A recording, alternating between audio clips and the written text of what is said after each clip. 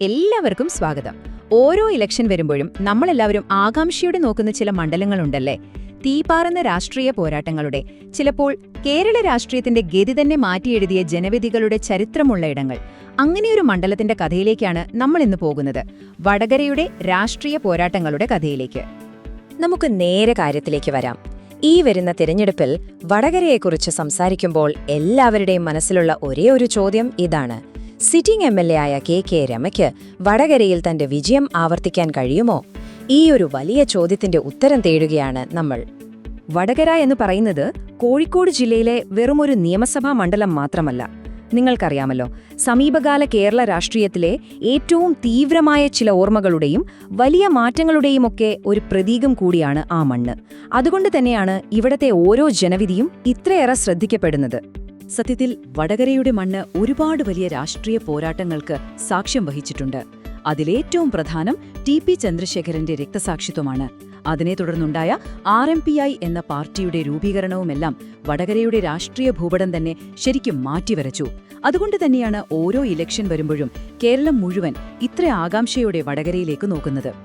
ശരി, അപ്പോൾ ഈ നിർണായകമായ പോരാട്ടത്തിൽ ആരൊക്കെയാണ് പ്രധാനമായും ഏറ്റുമുട്ടുന്നത് എന്ന് നമുക്കൊന്ന് നോക്കാം. 3 മുന്നണികളും അവരുടെ സ്ഥാനാർത്ഥികളെ പ്രഖ്യാപിച്ച് കളത്തിലിറങ്ങി കഴിഞ്ഞു.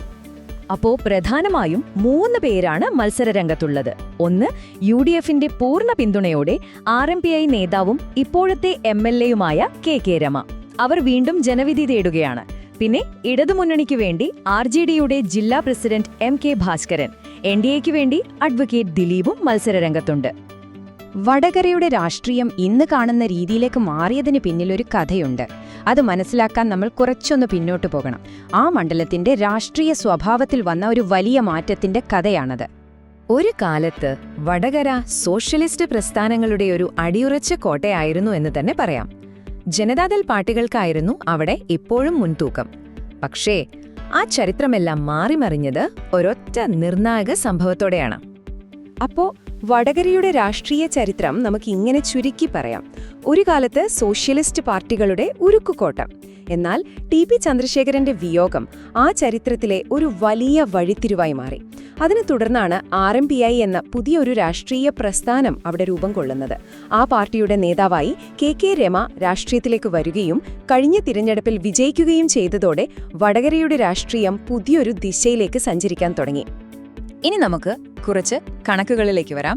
കാരണം ഈ കണക്കുകൾ പരിശോധിക്കുമ്പോഴാണ് ഇത്തവണത്തെ മത്സരത്തിന്റെ ആ ഒരു വാശിയും തീവ്രതയും നമുക്ക് ശരിക്കും മനസ്സിലാവുക. കഴിഞ്ഞ തവണ കെ രമ വിജയിച്ചത് ഏകദേശം 8000-നടുത്ത് വോട്ടിന്റെ ഭൂരിപക്ഷത്തിലാണ്. ഇതത്ര നിസ്സാരമായി കാണാൻ പറ്റുന്നൊരു കണക്കല്ല കേട്ടോ.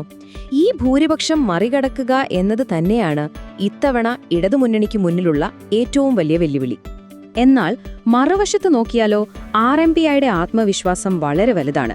കഴിഞ്ഞ തവണ നേടിയതിനേക്കാൾ വലിയൊരു ഭൂരിപക്ഷത്തിൽ ഇത്തവണ വിജയിക്കാൻ കഴിയുമെന്നാണ് അവർ ഉറച്ചു വിശ്വസിക്കുന്നത്.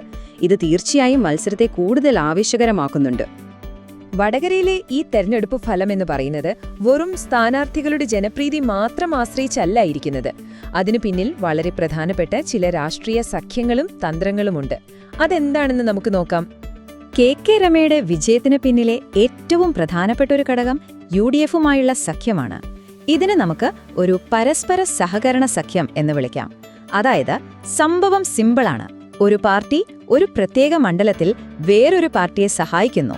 അതിന് പകരമായി മറ്റു മണ്ഡലങ്ങളിൽ ആ പാർട്ടിയുടെ പിന്തുണ ഉറപ്പാക്കുന്നു. അങ്ങനെയൊരു തന്ത്രം. വടകരയിലെ ഈയൊരു രാഷ്ട്രീയ ധാരണ വളരെ വ്യക്തമാണ്. UDF അവരുടെ സ്ഥാനാർത്ഥിയെ നിർത്തുന്നില്ല. പകരം വടകരയിൽ RMPIയുടെ കെ രമയെ പൂർണ്ണമായി പിന്തുണയ്ക്കുന്നു. ഇതിന് പകരമായിട്ട് സംസ്ഥാനത്തെ മറ്റു മണ്ഡലങ്ങളിൽ RMPI UDF സ്ഥാനാർത്ഥികൾക്ക് പിന്തുണ നൽകുന്നു. ഈ ഒരു സഖ്യം തന്നെയാണ് ഇത്തവണയും വടകരയിലെ വിധി നിർണയിക്കുന്ന ഏറ്റവും പ്രധാനപ്പെട്ട ഘടകങ്ങളിലൊന്ന്. അപ്പോൾ നമ്മൾ തുടങ്ങിയിടത്തേക്ക് തന്നെ തിരിച്ചെത്തുകയാണ്. സോഷ്യലിസ്റ്റ് ചരിത്രവും രക്തസാക്ഷിത്വത്തിന്റെ നീരുന്ന ഓർമ്മകളും ശക്തമായ രാഷ്ട്രീയ സഖ്യങ്ങളുമെല്ലാം കെട്ടുപിണഞ്ഞു കിടക്കുന്ന വടകരയുടെ മണ്ണിൽ കെ രമയ്ക്ക് ആ വിജയം ആവർത്തിക്കാൻ കഴിയുമോ? അതോ ഇടതുമുന്നണിക്ക് ഈ സീറ്റ് തിരിച്ചുപിടിക്കാൻ സാധിക്കുമോ? കേരള രാഷ്ട്രീയം ശ്വാസമടക്കിപ്പിടിച്ച് കാത്തിരിക്കുന്നത് ഈയൊരു ഉത്തരത്തിനാണ്.